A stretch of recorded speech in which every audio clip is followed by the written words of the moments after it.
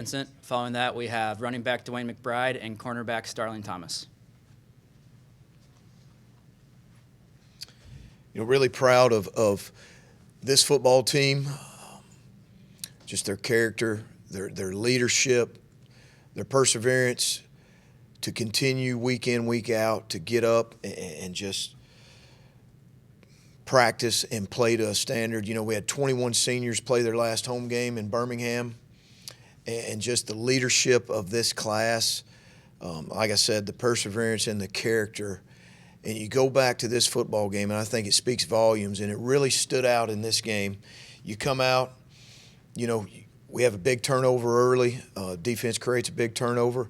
We are able to grab the lead 7-0 early. We go up 14-7 at the end of the first quarter. They score 21 straight points. We're down 21-14. We don't blink. There's no panic. There's no pointing fingers, any of that. We were able to come back out. We kick a field goal before the half, make it 21-17, and then that's when, you really saw this football team take a stand in the second half. We were able to score 24 straight points. Defensively, came up with big stops. We scored every possession in the second half, and then we were able to finish them at the end. Defensively, just speaking defensively, we were able to hold, the top Drake offense in the conference 239 yards below their average and 16 points below their average. You had a team that was coming in rushing for over 200 yards and throwing for over 285 yards. We held them to a team low 264 yards overall. Offensively, some things that really stood out to me was really just the effort and the passion of this offense and the savviness. We're 13 of 17 on third downs, which is 76%, which is really good. We were able, like I said, we're able to score every possession in the second half and able to finish them off there late in the fourth quarter. And we didn't punt. That was obviously a good sign. I hated that for Kyle Greenwell. He wasn't able to punt his senior night. But overall, looking at it as a team, that was a great deal. It was a great team victory. It was able to finish 5-1 this season at Protective Stadium. 29 overall. So you look at this senior class, there's guys that have been here since the return. And to finish 29-4 in their career is a big statement. And just the effort and the mentality that this football team has had to play at home in Birmingham, it just speaks volumes. You've talked a lot, week after week, really, of just how these guys keep playing, like you just said, and just keep persevering. Has there ever been a point where in a game where you think, like, oh, boy, this might be it, and kind of get to a point where you think this is the real test and maybe it won't happen this week? Well, let's be honest. This has been tough. This football team, it's been tough this year with the 5 losses of 27 points total, and every one of them came down to the wire.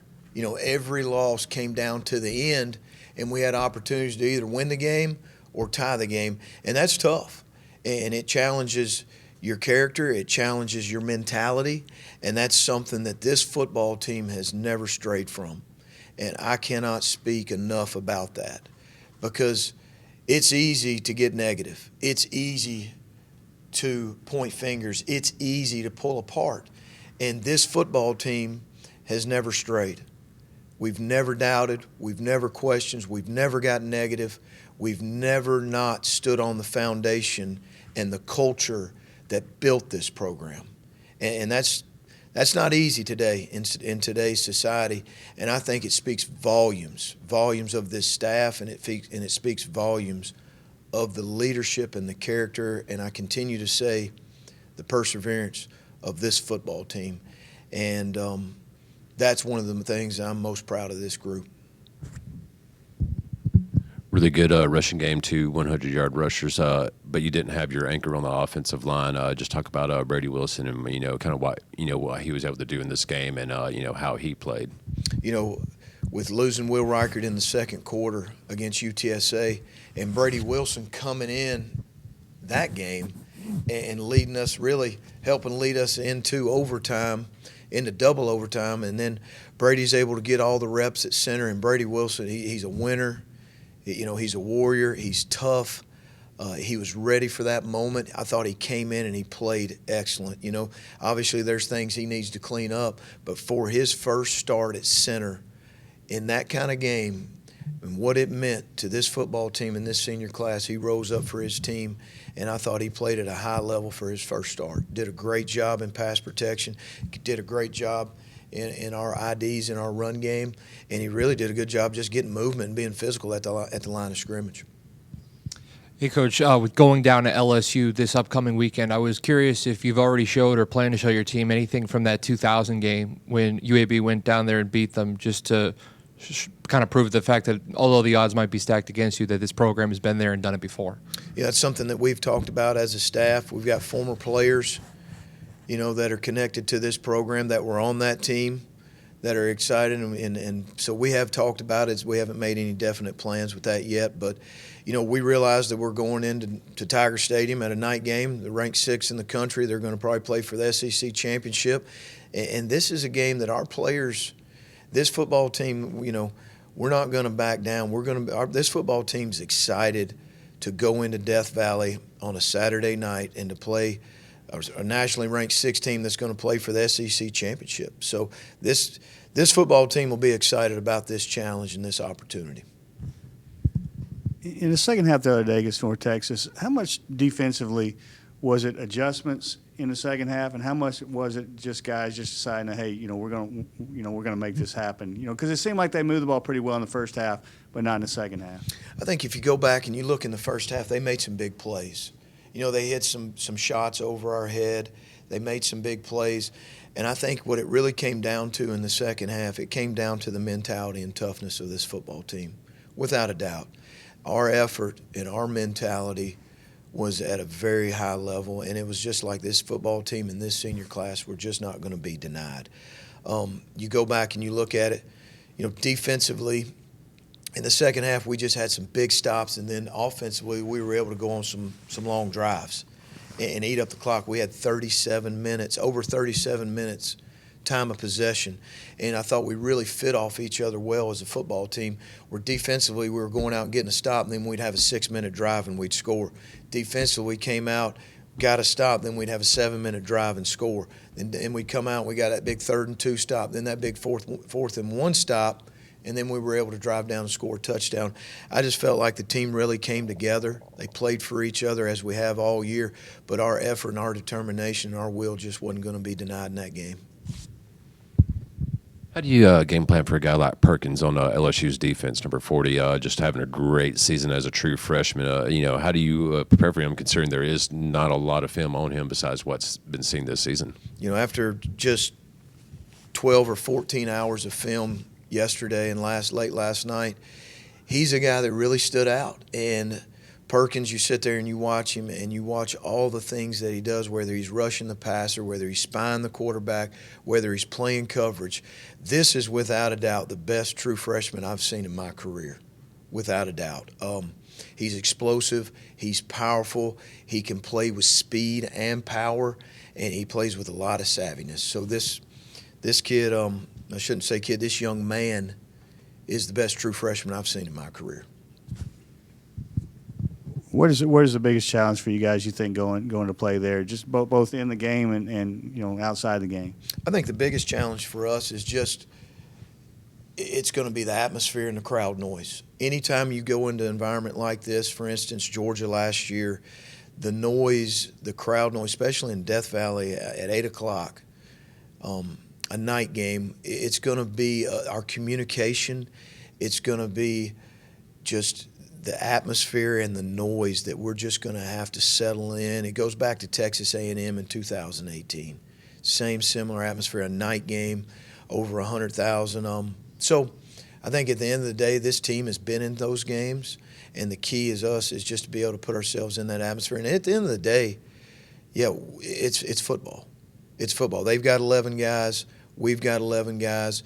No matter what the adversity that we're going to face, whether it's crowd noise, whether it's speed, whatever it is, we've just got to settle in and play football. It's 11 on 11, and our guys are going to be excited about this opportunity, and we're going to prepare and get ready for this opportunity. Coach, when you kind of think of like the anatomy of an upset, you think of running the ball and trying to limit possessions to the opposition. How important is it, as opposed to every week, I know it's important that you guys run the football, but making sure that you're converting on third downs, putting your team in manageable third down situations where you can kind of kill a little clock and try to take this game to the end? I agree. I think that the key is our goal is we want to win the time of possession. We need to stay ahead of the sticks. We don't need to get behind the sticks against these guys, really against any football team. So we've got to stay ahead of the sticks. We've got to establish the run game.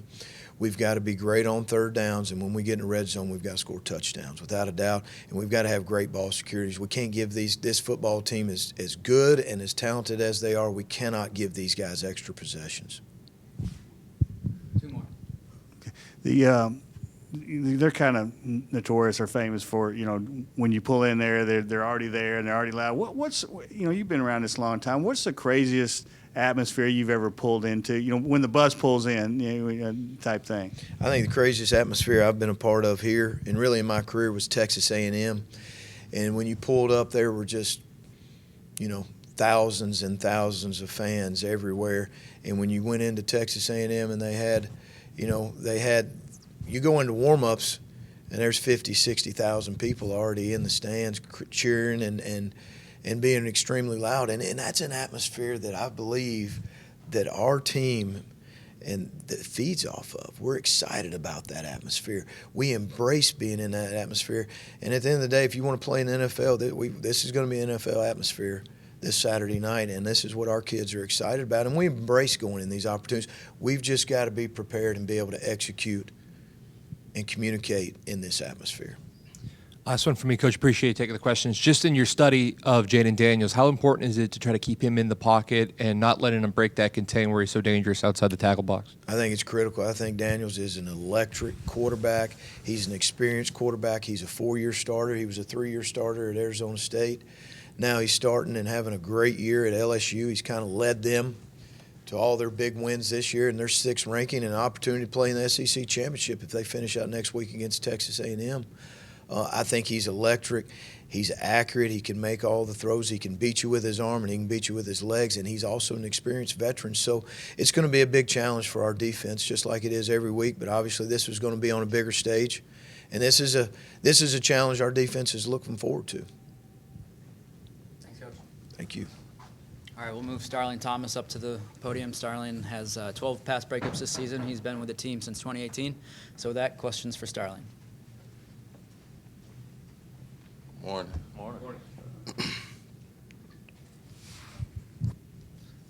I'll just start with the same question I just asked Coach, just trying to contain Jaden Daniels and just how dangerous he is once he escapes the pocket. And what are some of your coaching keys that you're going to have to be drilled in you this week so you guys stay disciplined?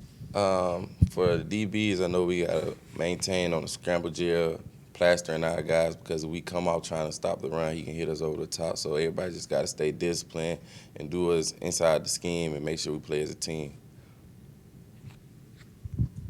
And I know you guys prepare the same every week, but when you are coming off a win, especially after losing a few in a row there, I mean, how much different is it coming in preparing off a win? When you come off a win, you have momentum. Everybody in the locker room is up tempo. Everybody ready to play and ready to practice today. We just come into this game knowing there's going to be a big atmosphere. Everybody wants the challenge, and the environment should pump us up and have fun and try to get this win. You've played in these environments before. What do you enjoy about playing, in this type of environment? I enjoy the crowd. The crowd usually pumps me up, and then it usually gets my teammates going too. So just being in that environment, knowing that we can play on that same level as the other guys on the other team, really pumps us up and makes us want to play better. Just familiar, if you're familiar at all with the 2000 team when they went down there and beat LSU, and if not, just how momentous would that be for this program if you guys were able to go down there and pull the upset? Actually, my trainer, Otis Leverett, he was actually on that team that actually upset LSU. So I heard about it, and I'm just trying to be a part of it too. Anything else for Starling? All right. Now we'll move running back Dwayne McBride up to the podium. McBride leads the nation in rushing yards per game and just set the single-season school rushing touchdown record with his 17th touchdown. So questions for Dwayne? Come on. Morning.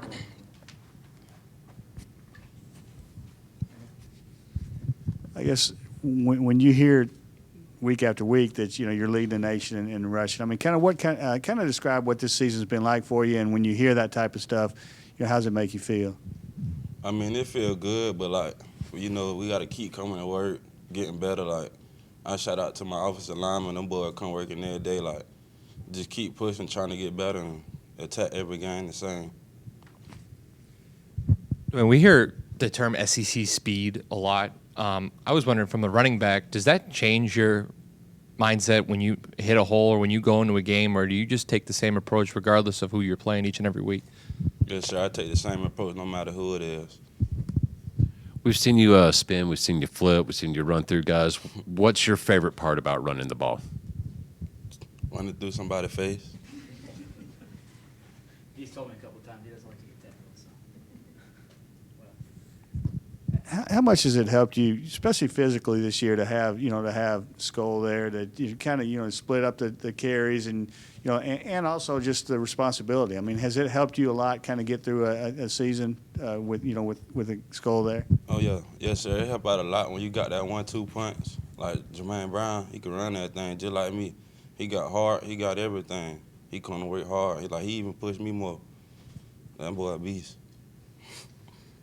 That boy a beast. In a game like this where you guys are going to need to run the ball to try to kill some clock, how much on both you and the offensive line do you look at this as a challenge to say, if we're going to win this game, it's kind of on my shoulders? Just come out, like Coach said, attack, come out early, play low, pad level, all that, just come out and physically out-whoop them. I'm sure you've already seen some film on number 40, Perkins. Is that kind of a matchup you're looking forward to, just kind of meeting him coming out of a hole, a great player versus a great player? I mean, it's going to be a good game. Just see when it happens. Anything else for Dwayne? All right. Thank you. Thank you, everyone.